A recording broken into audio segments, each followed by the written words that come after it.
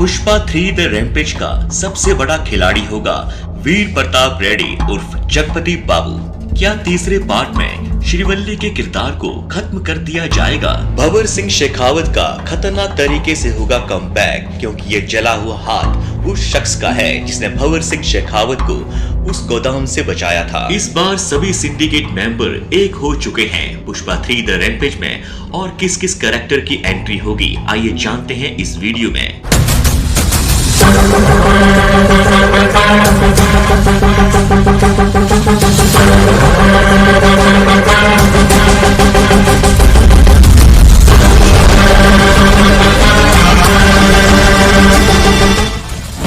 पुष्पा 2 की एंडिंग में इसके मेकर सुकुमार ने पुष्पा 3 की ऑफिशियल अनाउंसमेंट सिनेमा हॉल के अंदर करके ऑडियंस को एक बहुत बड़ा सरप्राइज दिया। फिल्म के मेकर सुकुमार ने ऑडियंस को यह बताया कि पुष्पा 3 द रैम्पेज बनने के लिए 2 या 3 साल का वक्त लगेगा।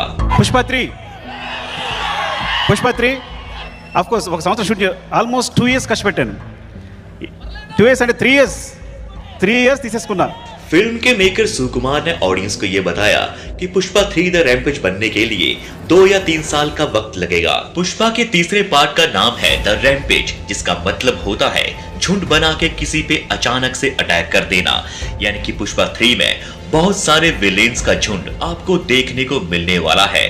पुष्पा 3 इस फ्रेंचाइजी की आखिरी फिल्म होगी। डायरेक्टर सुकुमार कहानी को 2 पार्ट्स में कंप्लीट नहीं कर पाए, इसलिए अब ये लास्ट पार्ट होगा द रैम्पेज। पुष्पा के तीसरे पार्ट में सबसे बड़ा खिलाड़ी होने वाला है जगपति बाबू उर्फ वीर प्रताप रेड्डी। पुष्पा के दूसरे भाग में इस कैरेक्टर को ऐसे ही इंट्रोड्यूस नहीं करवाया गया था।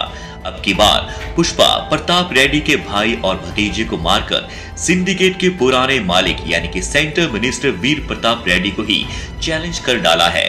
वीर इस पुष्पा वाले टीजर वीडियो में जिस तरह पुलिस पुष्पा के पीछे हाथ धोकर पड़ी थी, ये सब कुछ वीर प्रताप रेड्डी के पॉलिटिकल पावर की वजह से होगा और उसका साथ देगा भंवर सिंह शेखावत। अगर आपने टीजर ध्यान से देखा होगा तो वहां पर जो लोग हैं भंवर सिंह शेखावत के मुर्दाबाद के नारे लगा रहे होते हैं। इट मींस भंवर सिंह शेखावत पुष्पा के तीसरे पार्ट में खतरनाक एंट्री करेगा।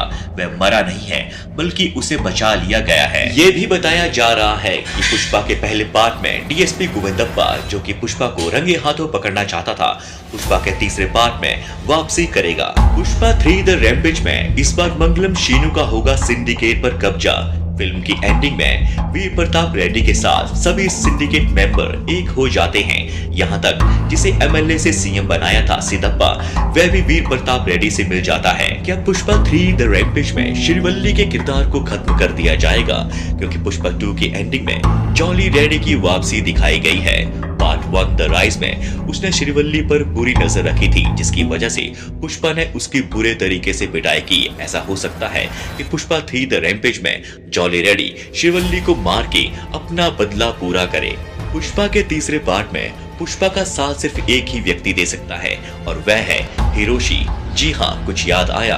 पुष्पा 2 की शुरुआत में जो व्यक्ति पुष्पा को गोली मार के समंदर में फेंक देता है उसका नाम था हिरोशी।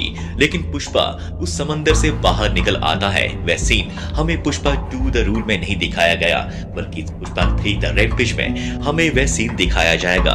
क्योंकि आधा फटा हुआ नोट एक डील का हिस्सा है जो कभी भी पुष्पा के दूसरे पार्ट में कंप्लीट नहीं हुई, और जो व्यक्ति उसके सामने बैठा है और वह है international mafia Hiroshi. Pushpa 3 the rampage में अगर हम नए कैरेक्टर्स की बात करें तो 3 नाम आते हैं। एक है प्रकाश राज, दूसरे विजय सेतुपति और तीसरे विजय देवरकोंडा। फिल्म के तीसरे पार्ट में एक्टर विजय देवरकोंडा ने सुकुमार के जन्मदिन पर एक पोस्ट शेयर करके ये कंफर्म कर दिया था कि वह अब सुकुमार के साथ काम करने के लिए उत्सुक हैं, यानी कि पार्ट 3 रैम्पेज का वह हिस्सा होने वाले हैं। जबकि प्रकाश राज और विजय सेतुपति भी मीडिया रिपोर्ट्स के मुताबिक तीसरे पार्ट का हिस्सा होंगे। विजय सेतुपति अपनी एक्टिंग के दम पर जाने जाते हैं। उनकी पिछली फिल्म महाराजा ने ब्लॉकबस्टर कमाई की और ऑडियंस को ये फिल्म बहुत ही पसंद आई।